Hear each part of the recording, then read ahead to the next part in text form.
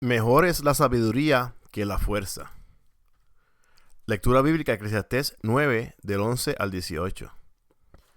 Me volví y vi debajo del sol que ni es de los ligeros la carrera, ni la guerra de los fuertes, ni aun de los sabios el pan, ni de los prudentes las riquezas, ni de los elocuentes el favor, sino que el tiempo y ocasión acontecen a todos.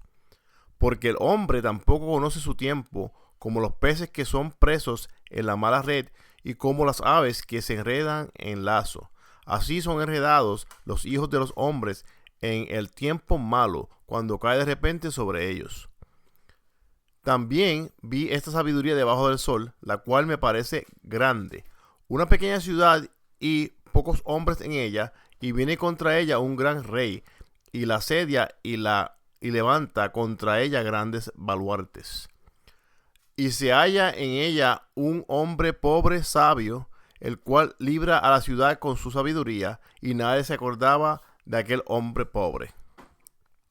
Entonces dije yo, mejor es la sabiduría que la fuerza, aunque la ciencia del pobre sea menospreciada y no sean escuchadas sus palabras. Las palabras del sabio, escuchadas en quietud, son mejores que el clamor del Señor entre los necios. Mejor es la sabiduría que las armas de guerra, pero un pecador destruye mucho bien. Después de estudiar esta lección, el alumno tomará conciencia de que la verdadera sabiduría emana de Dios. Contrastará los valores que los hombres asignan a las cosas con las actividades que realiza el hombre sabio. Valorará la sabiduría del hombre, aunque sea pobre y sufra marginación social. Afirmación fundamental, podemos aprender a ser receptivos a la sabiduría dada por Dios sin discriminar a quien Dios utilice. Todo lo que te viniere a la mano para hacer, hazlo según tus fuerzas, porque en el Seol a donde vas no hay obra, ni trabajo, ni ciencia, ni sabiduría. Eclesiastés 9:10. Vocabulario. Introducción a la lección. Los seres humanos muchas veces asignan valores a las cosas triviales como la riqueza, la belleza física, el protagonismo a través del éxito, restando importancia a la sabiduría. Anualmente los países destinan millones de dólares para realizar las competencias deportivas. No obstante, en ocasiones, el que corre más rápido o el que es más fuerte no logra ganar la competencia. Con frecuencia, personas que son ignorados o pasan desapercibidos en los grupos humanos son los que actúan con mayor sabiduría al enfrentar situaciones de crisis. La palabra que estudiamos hoy nos enseña que la sabiduría es mejor que la necedad. La sabiduría no siempre se aprecia. Eclesiastés 9, 11 al 12. La confianza en la suerte y el azar no garantiza el éxito en la vida. Eclesiastés 9, 11. Al contextualizar las palabras pronunciadas por el autor de Eclesiastés en el capítulo 9, versículo 13 al 18, con lo que acontece hoy día, existe un paralelismo en la convivencia de los grupos humanos. Observamos cómo los seres humanos permanecen indiferentes a los principios reguladores para obtener el éxito. Diariamente ocurre el fracaso de personas que depositan su confianza en el poder adquisitivo de los bienes materiales. En su lucha por adquirir la posesión de las riquezas se establecen competencias y rivalidades que conducen a desgracia al no poder obtener los bienes deseados. Algunos utilizan la astrología, la adivinación, la meditación trascendental y buena suerte para tomar decisiones buscando obtener éxito. Personas se afanan en los juegos de azar, perdiendo gran parte de su tiempo, energía y dinero, sin obtener la fortuna deseada. Algunas personas que practican algún deporte, la arte o el cine luchan por destacarse para adquirir fama y riquezas, pero no siempre logran su objetivo. Personas insatisfechas con su cuerpo deseando transformarlo por medio de tratamientos quirúrgicos, alterando así su imagen e incluso su identidad sexual o la preservación de su juventud, no siempre logran obtener una mejor apariencia y en ocasiones pierden la vida. En la lucha por lograr éxito, el ser humano postmoderno ha infravalorado el verdadero sentido de disfrutar la esencia de la vida. Cuando se pone una falsa identidad o autoestima incorrecta, la persona no logra ser feliz. En las comunidades existen personas condenadas al olvido, ignoradas y marginadas, especialmente los pobres o desvalidos. Analizando la parábola de una pequeña ciudad amenazada por una invasión, simbólicamente vemos fuerzas invasoras que amenazan la estabilidad de la vida comunitaria. Sin embargo, la gente presta atención a cosas triviales que anulan su derecho a obtener vidas fructíferas. La pequeña ciudad simbólicamente puede estar representando a cualquier subgrupo humano dentro de nuestro mundo. 1. La sabiduría no siempre se aprecia. Eclesiastés 9, 11 al 12. El ser humano desconoce su tiempo. Eclesiastés 9, 12. En Eclesiastés 3, el autor dice: todo tiene su tiempo y todo lo que quiere debajo del cielo tiene su hora. Todo lo que se quiere debajo del cielo tiene su hora. Eclesiastés 3:1. Dios, como creador, ha diseñado un mundo en el cual proporcionó ciclos de vida y trabajo para ser realizados por la humanidad. Es necesario valorar las oportunidades que Dios ofrece para vivir vidas fructíferas. Planificar una vida sin Dios es violentar el propósito divino para que el ser humano logre ser una persona exitosa.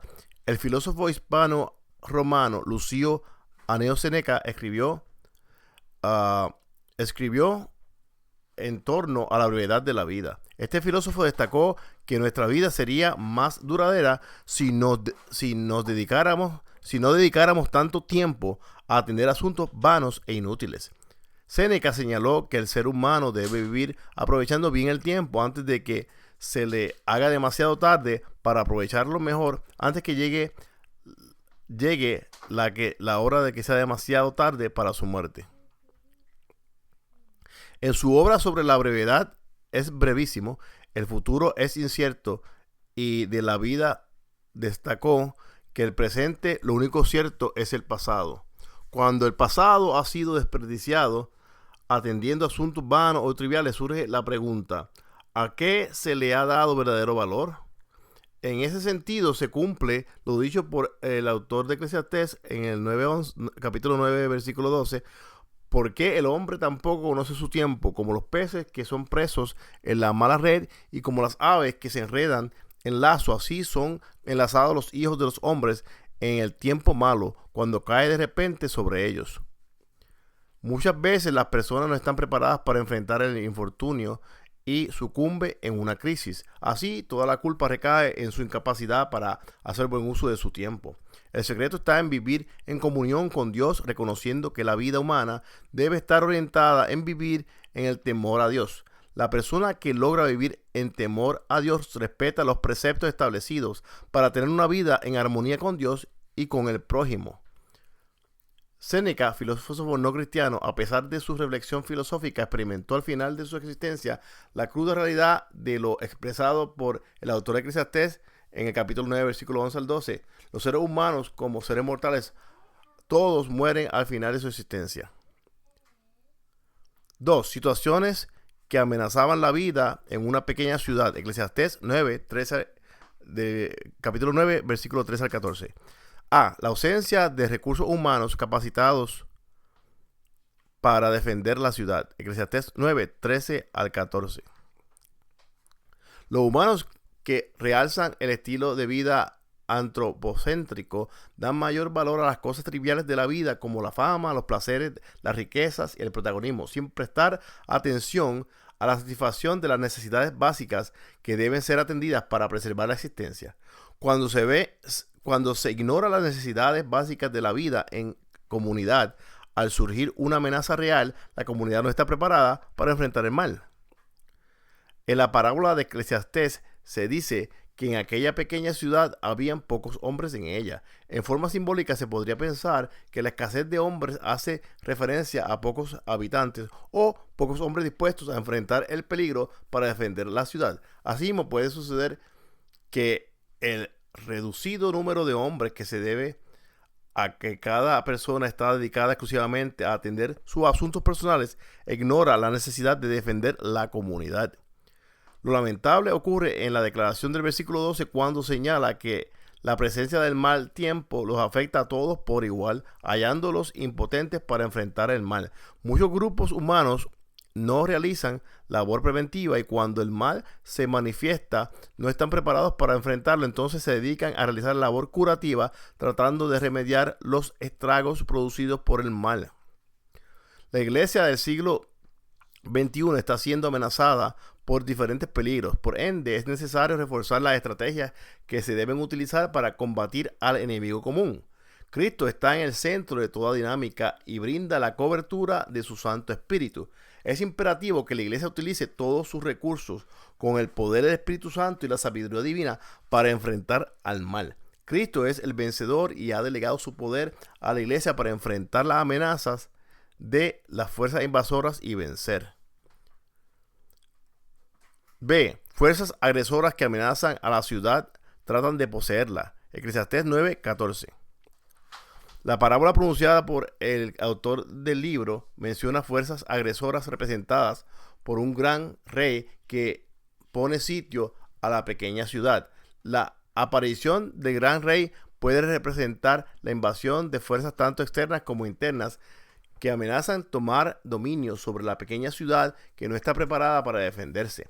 Mientras los habitantes prestan atención a sus asuntos personales, ignorando los peligros que les asedían, el gran rey va acrecentando su posición y poderío alrededor de la ciudad. Dios creó a los seres humanos para que pudieran vivir rectamente, dando lo mejor de sí mismos para estructurar una vida colaborativa y en armonía. Pero cada cual escogió su propio camino, ignorando lo que Dios consideraba que era mejor para su vida individual y comunitaria. En el libro de Eclesiastés, el hombre es dominado por sus pasiones. Como en el libro de Eclesiastés, el hombre se señala a un hombre dominado por sus pasiones y deseos pecaminosos que actúa neciamente viviendo distanciado de la comunión con Dios. Algunos han sido pregoneros de la necesidad de una vida virtuosa, como lo declaró Séneca en sus discursos, pero realmente él vivió una vida aferrada a la riqueza y al poder. Fue considerado hipócrita porque se destacó como preceptor del emperador Nerón y junto a él recibió grandes riquezas. Al final de su existencia se suicidó por órdenes de Nerón. Así se puede observar lo dicho por el autor de Eclesiastés cuando habla de los hombres que vivieron haciendo el mal, pero cuando murieron fueron exaltados como personas de gran honra y honor.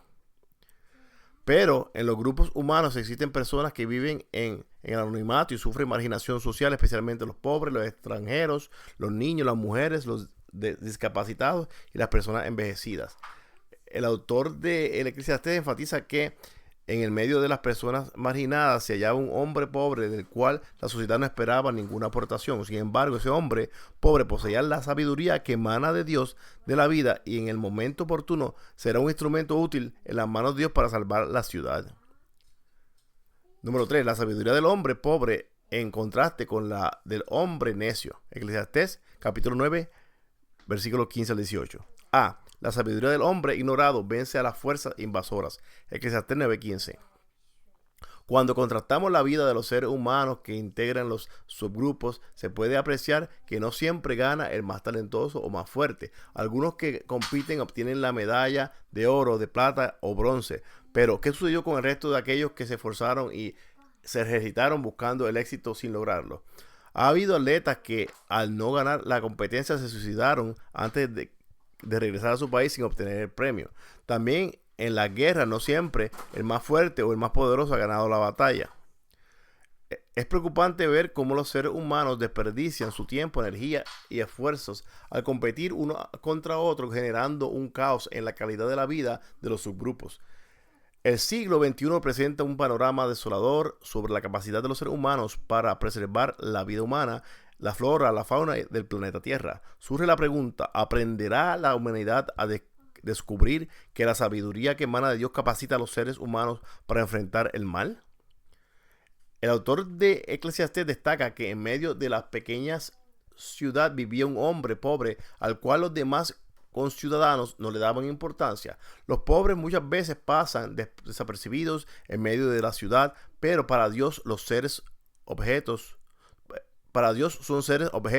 de su gran amor. Muchas veces acontece como sucede con la iglesia, la cual está integrada por sus grupos de minoría, pero en ella hay refugio en Cristo para toda persona que busque el auxilio divino en medio de la crisis afrontadas en su diario vivir.